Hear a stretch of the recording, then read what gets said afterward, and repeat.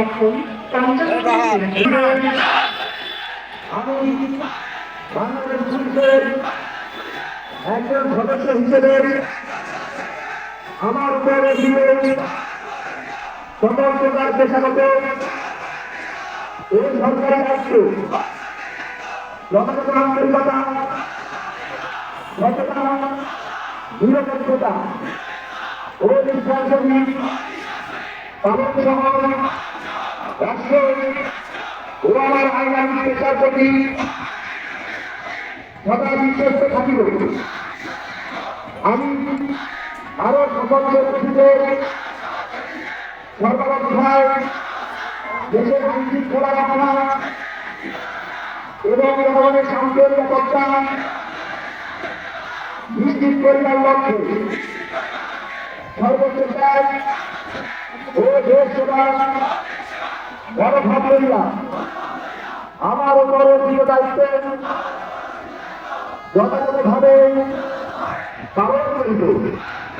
মহান সৃষ্টিকর্তা আমার সহায় হোক।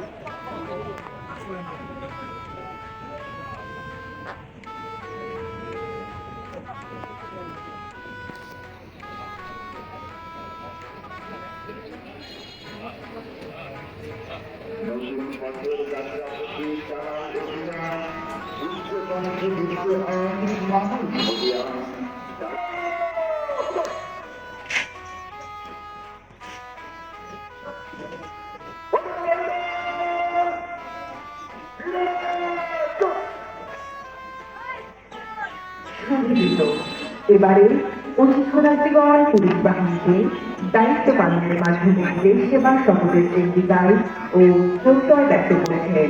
ধর্মগ্রন্থ হাতে এই শপথ গ্রহণ পরিচালনা করছেন পবিত্র কোরআন হাতে উপপুলিশ পরিদর্শক জনাব মোহাম্মদ মোশাররফ হোসেন, পবিত্র গীতা হাতে উপপুলিশ পরিদর্শক অমূল্য কুমার।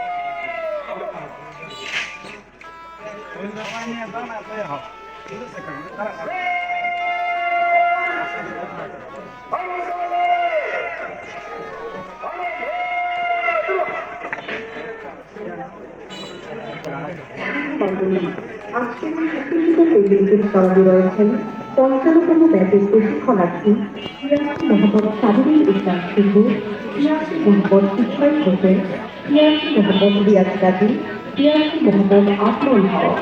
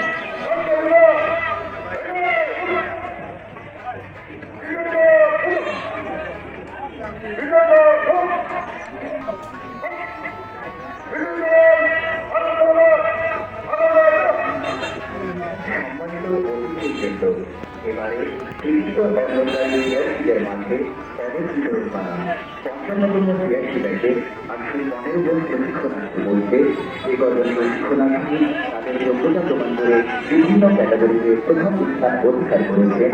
তাদের মেধার স্বীকৃতিতে পদক দিয়ে সম্মানিত করা হচ্ছে।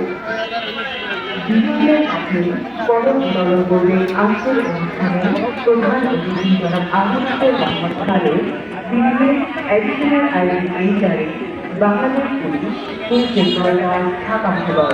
তার সাথে রয়েছেন সুযোগ্য বাংলাদেশ জিআইডি জনাব মোহাম্মদ আশরাফুল আলম শহর। আমি এখন পদক প্রাপ্তদের নাম ঘোষণা করছি। মার্কিনে প্রথম স্থান অধিকার করেছেন জিআইডি মোহাম্মদ অমর হোসেন। আপনাদের